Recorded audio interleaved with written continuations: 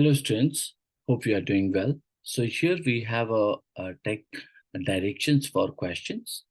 The directions for question is there is a passage below is accompanied by a set of questions.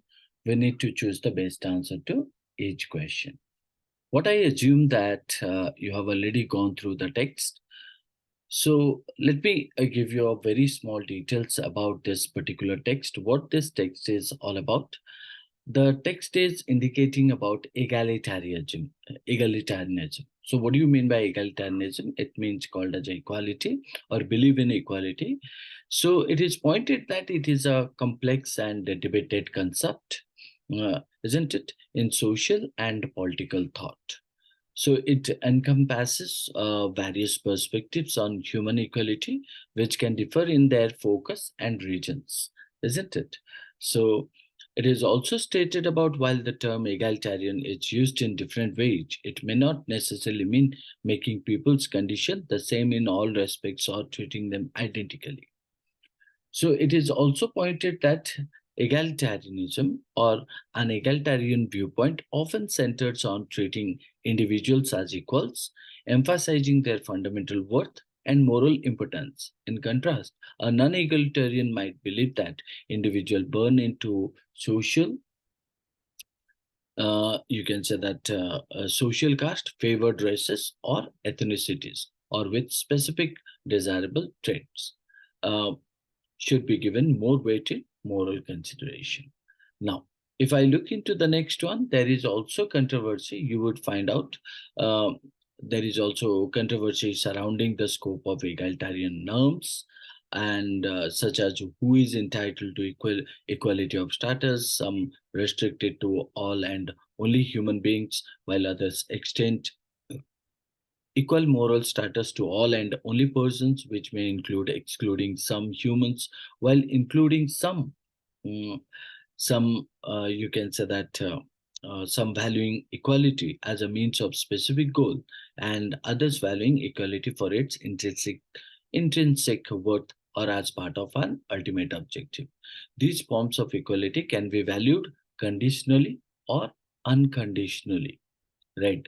So furthermore, if you look into that, it depends on whether they are deemed valuable only under certain conditions. There are questions about whether individuals have an obligation to actively promote or bring about equality, which is often intertwined with the discussions about um, the value of equality itself, isn't it? In that case, if you talk about it, it tells the text is indicating about uh, egalitarianism. So, and if you observe that in the provided passage, it is challenging to pinpoint specific lines, right, that represent the author's tone, style, main idea, argument, and conclusion with great clarity.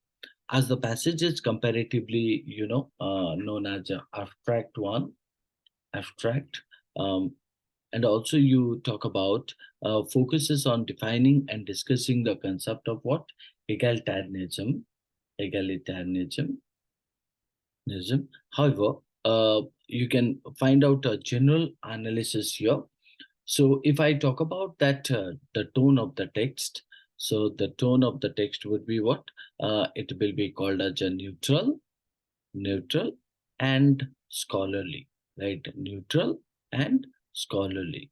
The text seems to be aimed at providing an objective and informative overview of the concept of egalitarianism and its various aspects. If I move to the next one, that's called as a style of the text. So the style of the text would be what? It is nothing but an academic one, and it's explanatory explanatory, right? So the author employs a structure and formal style to define and discuss the complex subject of egalitarianism.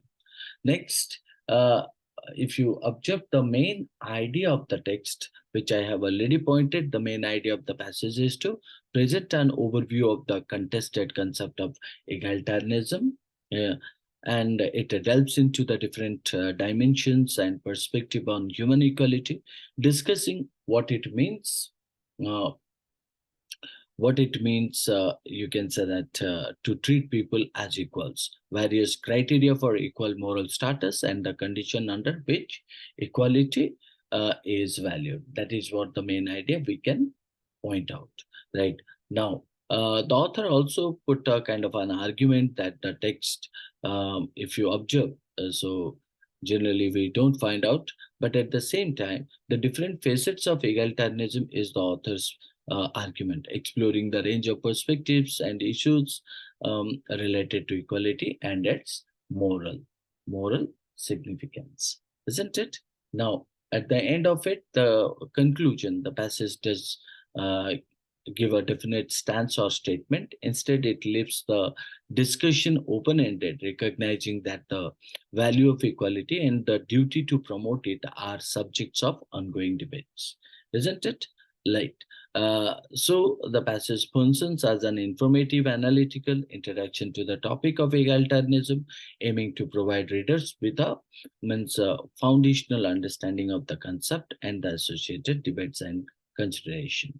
Now, moving to the question, what does the question point out?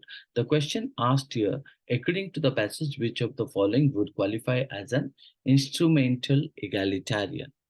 Now, if I talk about instrumental egalitarian, so what do you mean by that? Let's see. Well, if you look into the option one, what does option one stated here? Uh, it asks us someone who believes that equality of a certain sort is a timeless and unchanging moral requirement.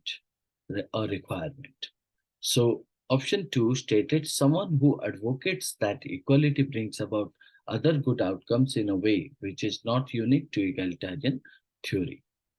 Third says someone who believes that equality of some sort is a component of justice and morally required as such. Fourth, someone who believes that a society is just if and only if its practice and institution are in accord with the shared values and cultural understanding of its people. Now, if I look into the first option, um, the passage is a brief discussion about how egalitarianism is contested in social and political thought and highlights the different points of view from which the concept is considered. Right. Now, if I look into that option one, someone who believes that equality of a certain sort is a timeless, unchanging moral requirement, it's not the correct one as there is no exhortation whatsoever in the passage, right? So hence you can consider it doesn't actually uh, give any kind of information pertaining to exhortation, isn't it? Now, if I look, hence we can find out option one is eliminated. Look into the option two. Option two said someone who advocates that equality brings about other good outcomes in a way which is not unique to egalitarian theory may be one of the concerns arising out of the ideas, right? So contained in the passage. In other words, it may be implicitly right? But at the same time, right implicitly right. However, the chief concern of the passage is not to introduce the permanence or variability of egalitarianism. So hence you can consider option 2 is also wrong. If I look into the option 3, what does option 3 say? Someone who believes that equality of some sort is a component of justice and moral required as such. So this would be known as a what?